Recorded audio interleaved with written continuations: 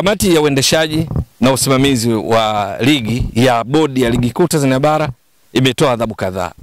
Miongoni mwa wale walioadhibiwa ni pamoja na mshambuliaji wa Wekundu wa Msimbazi Simba, mshambuliaji wa kimataifa kutoka Ghana Jonathan Soa, ambaye ameadhibiwa kulipa faini ya shilingi za Kitanzania milioni 1, lakini hiyo haitoshi. Amefungiwa michezo 5 ya ligi kuu Tanzania bara. Na yote ni baada ya kukutwa na hatia kwa tukio alilolifanya lilionekana kwamba si la kimichezo, ni la kumhatarisha mwenzake katika mechi dhidi ya Azam, wakati alipoonekana akimpiga kiwiko kiungo wa Azam Himidi Mao. Ni katika mechi ya ligi kuu Tanzania bara ambayo Simba walipoteza kwa mabao 2-0. Yeye alibahatika kwamba pamoja na faulo hiyo hakuwa ameadhibiwa. Hata hivyo, kupitia marejeo ya mchezo huo ndipo kamati ya usimamizi na uendeshaji wa ligi kuu ya bodi ya ligi katika adhabu zake yeye ni miongoni mwa wale walioadhibiwa. Wengine walioadhibiwa ni pamoja na Alassane Maudo Kante aliyemfanyia kitendo kisichokuwa cha kimichezo kwa kumpiga teke Faisal Salum Feitoto katika mechi hiyo dhidi ya Azam. Naye ameadhibiwa faini shilingi milioni 1, lakini pia amefungiwa michezo 5 ya ligi kuu Tanzania bara. Zipo adhabu nyingine zimetolewa zikiwamo kwa waamuzi. Lakini hapa kimsingi haswa kwa hoja mahsusi Jonathan Soa, kwa sababu yeye hivi karibuni au tuseme hata kabla hajajiunga na Wekundu wa Msimbazi Simba, miongoni mwa yale ambayo huonekana kwake ni hasi ni juu ya matukio yake ya kinidhamu. Uwanjani Jonathan Soa, ukiondoa tukio hilo, ukiondoa mambo hayo ya kinidhamu, amekuwa miongoni mwa wachezaji bora sana. Ndio, kwa nafasi yake kama mshambuliaji kinara amekuwa na madhara makubwa. Kabla ya kutoka kwa Wekundu wa Msimbazi Simba, akiwa na Singida Black Stars msimu uliopita 2024-2025, Jonathan Soa mwenyewe upenda kujiita na ndivyo huitwa jina la utani Simba Mweusi, alifanya mambo makubwa sana. Ni kwa sababu ndani ya Singida Black Stars alijiunga wakati wa usajili wa dirisha dogo, akacheza mechi 14, dakika 1124 Jonathan Soa akapiga mashuti 32 katika mechi hizo 14. Jonathan Soa mashuti 16 yalenga shabaha, ikiwa ni 50% ya mashuti ya kulenga shabaha kwa usahihi, tunasema shooting accuracy. Hiyo itoshi. Kwa mashuti hayo 32 akafunga mabao 13, mawili yakitokana na mikwaju ya penalty.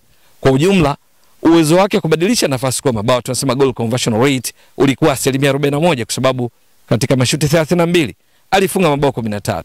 Ni kiwango cha juu mno cha upachikaji mabao.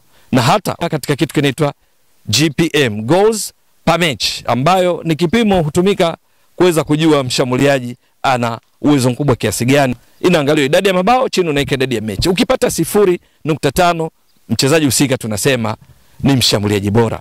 Lakini akiwa anapata 0.75 and above na kwenda juu, tafsiri ya ni kwamba mshambuliaji husika anaitwa ni world class striker, yani mchezaji bora wa kiwango cha dunia, kutokana na uwezo kubadilisha nafasi kwa mabao, kutokana na idadi ya mechi na mabao anayofunga. Sasa Jonathan Soa kitendo cha kucheza mechi 14 za ligi kuu Tanzania bara akiwa Singida Black Stars akafunga mabao 13. Ukichukua 13 chini weka 14, ukigawanya utakuta ni zaidi ya 0.9, ambayo ni kipimo cha juu kuliko kipimo cha chini cha mchezaji kuitwa ni world class striker, yani mchezaji bora wa kiwango cha dunia katika upachikaji mabao. Jonathan Soa alifanya hivyo. Note, ndugu mtazamaji wa Mbwaduke Stats Sport Next Level, kipimo hiki hakiangalii ni michuano ipi, ni tafsiri tu ya namba.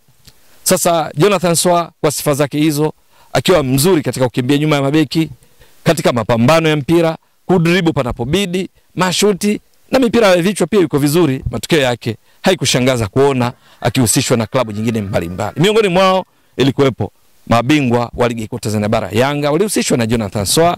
Hata mwenyewe alikaririwa mara kadhaa akizungumza chanya Yanga na kuonekana kana kwamba yuko tayari kwenda kujiunga Yanga. Lakini wengine walihusishwa nao ni pamoja na Wekundu wa Msimbazi Simba, ambao mwisho wa siku walifanikiwa kumsajili.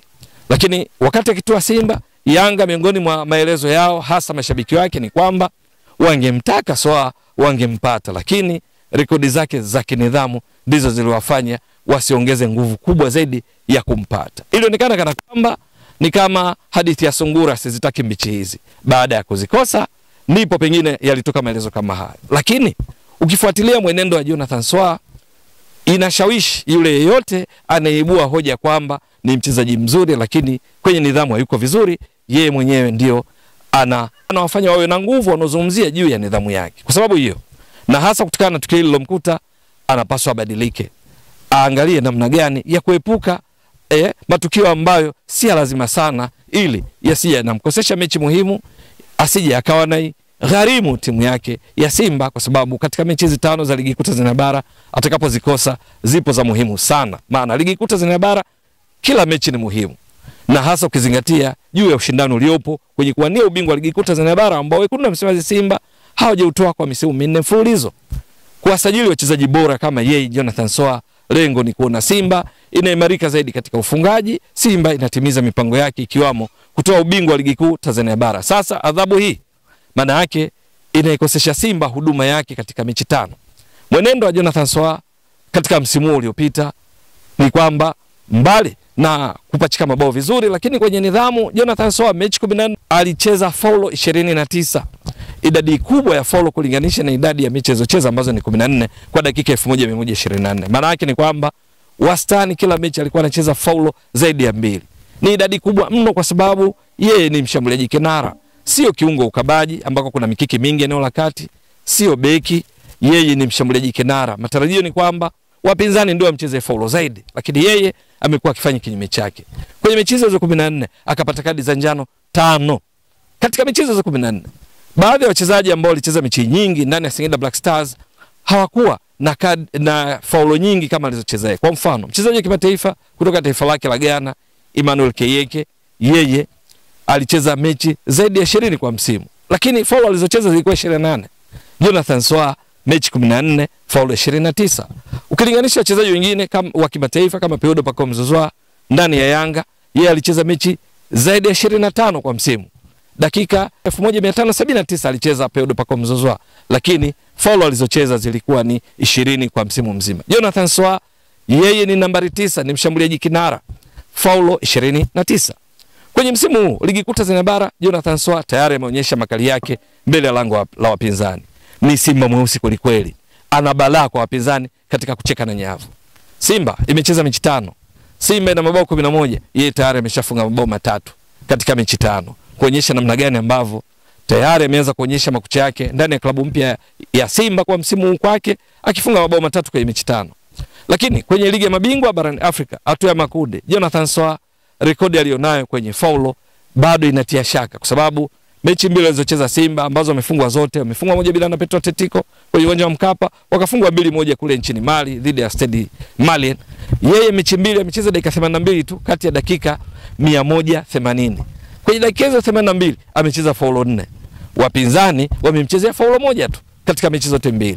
Kwenye dakika hizo 82, mechi 2 kashapata kadi ya njano. Simba nzima wachezaji wote jumla Simba ina kadi za njano 4, moja kaipata yeye. Tuseme 25% kadi zote tayari ameshapata Jonathan Soa. Lakini tayari ameshafungiwa mechi 5. Timu imecheza mechi 5, yeye amefungiwa mechi 5. Lakini kabla hapo akiwa Medeama ya Ghana msimu 2023-24 kwenye ligi ya mabingwa hatua ya makundi, Medeama ya Ghana walikuwa na Yanga, walikuwa na CR Belouizdad, walikuwa na Al Ahly. Yeye mechi 6 za hatua ya makundi hakucheza zote, na aliponza na matukio yake nidhamu, kwa sababu alicheza mechi 3 akapata kadi za njano 3, 2 kati hizo zilimfanya apate kadi nyekundu Jonathan Soa.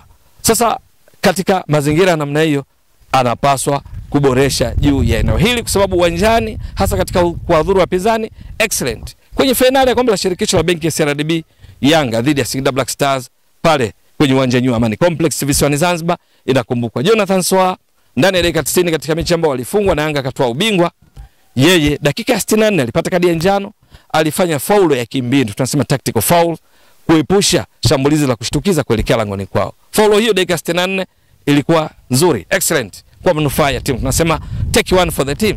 Lakini kuelekea mwishoni mwa mchezo akapata kadi nyingine ya pili ya njano, huku akijua tayari ana kadi ya njano aliyopata dakika 64.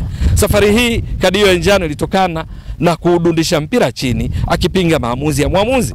Matokeo yake akapewa kadi ya pili ya njano, akatolewa nje kwa kadi nyekundu. Bado ni uthibitisho juu ya matukio yake ya kinidhamu. Kitendo hiki cha kumpiga kiwiko Himidi Mao kimemponza katika mechi 5. Achukulie kwamba aepuke matukio ambayo yanaweza kumfanya akose mechi kama adhabu hii iliyomkuta.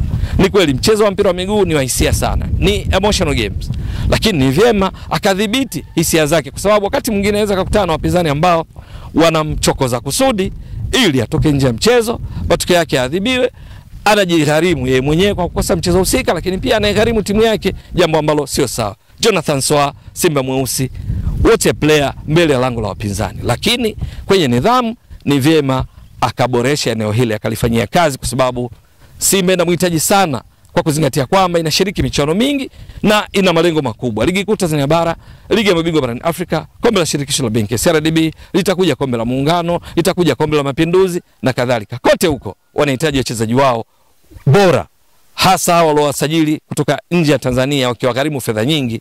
Basi wazingatie juu ya umuhimu wa kikosini, waepuke adhabu zinazoepukika kama hii iliyomkuta, ili mwisho wake ainufaishe timu yake na sio vinginevyo. Amesajiliwa kwa ajili ya kufunga mabao, kupachika mabao na si kinyume chake. Ewe mtazamaji wa Mbwaduke Stats Sport Next Level, endelea kuunga mkono channel hii kwa kuhakikisha una subscribe, una share, una like na kucomment. Mwasilishaji wako ni mimi Ramadhani Mbwaduke, almaarufu kama Mzee wa Data. Shukran jazilan. Bye bye.